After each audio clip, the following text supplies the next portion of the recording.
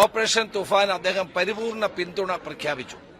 കേരള തമിഴ്നാട് ബോർഡറുകളിൽ പോലീസിനെ വിന്യസിക്കുന്നതും അതോടൊപ്പം തന്നെ ഇന്റലിജൻസ് ഷെയറിംഗും ഇൻഫർമേഷൻ ഷെയറിംഗുമായി അദ്ദേഹം തയ്യാറായിട്ടുണ്ട്.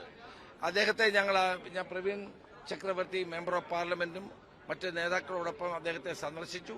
അത് കഴിഞ്ഞ് അദ്ദേഹം എല്ലാ പോലീസ് ഉന്നത ഉദ്യോഗസ്ഥന്മാരും സെക്രട്ടറിമാരുമായിട്ടൊരു മീറ്റിംഗ് ഉണ്ടായിരുന്നു.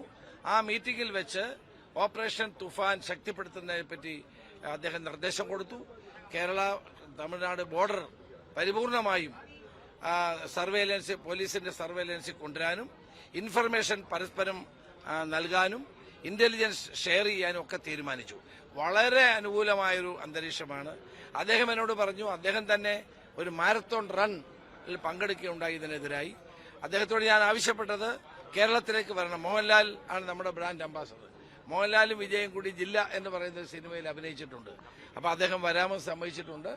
അവർ രണ്ടുപേരും കൂടി പങ്കെടുക്കുന്ന ഒരു പരിപാടി കേരള മുഖ്യമന്ത്രി വി ഡി സതീശനെ കൂടി പങ്കെടുപ്പിച്ചുകൊണ്ട് വലിയൊരു പരിപാടി ഞങ്ങൾ ഹോം ഡിപ്പാർട്ട്മെന്റ് എറണാകുളത്ത് വെച്ച് നടത്താൻ തീരുമാനിച്ചിട്ടുണ്ട്. അപ്പോൾ ഈ മയക്കുമരുന്നിനെതിരെ ലഹരിക്കെതിരെ ഒരു വലിയ പോരാട്ടത്തിൽ ഞങ്ങളോടൊപ്പം കൈകോർക്കാൻ തമിഴ്നാട് മുഖ്യമന്ത്രി ജോസഫ് വിജയ് തയ്യാറായതിൽ അദ്ദേഹത്തോട് പ്രത്യേകം നന്ദി പറയുന്നു. അദ്ദേഹം വളരെ വിശദമായി 1/2 മണിക്കൂർ നേരം ഈ കാര്യം ചർച്ച ചെയ്തു.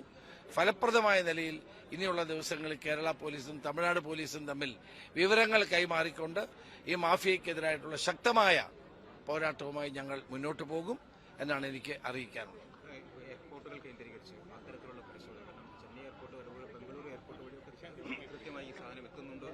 തീർച്ചയായിട്ടും എയർപോർട്ടുകൾ, അതോടൊപ്പം തന്നെ റെയിൽവേ സ്റ്റേഷനുകൾ, അതോടൊപ്പം തന്നെ ട്രെയിനുകൾ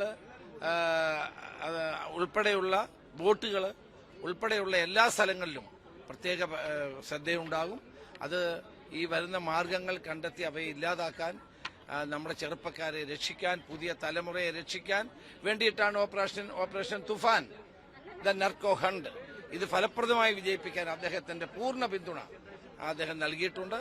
പ്രത്യേക മുഖ്യമന്ത്രിയോട് ഞാൻ നന്ദി പറയുന്നു. 1/2 മണിക്കൂറിലേറെ ഞങ്ങൾക്ക് സമയം അനുവദിക്കുകയും ഉന്നത പോലീസ് ഉദ്യോഗസ്ഥന്മാരും ഗവൺമെന്റ് സെക്രട്ടറിമാരുമായി വളരെ വിശദമായ ചർച്ചയ്ക്ക് അവസരം നൽകിയതിന് അദ്ദേഹത്തോട് ഞാൻ നന്ദി പറഞ്ഞു. അദ്ദേഹം കേരളത്തിലേക്ക് ഒരു സ്യൂട്ടബിൾ ആയിട്ടൊരു ടൈം നോക്കി, മോഹൻലാലിന്റെ കൂടെ സമയം നോക്കി ഞങ്ങൾ തീരുമാനിക്കും എന്ന് അറിയിക്കാൻ ആഗ്രഹിക്കാം.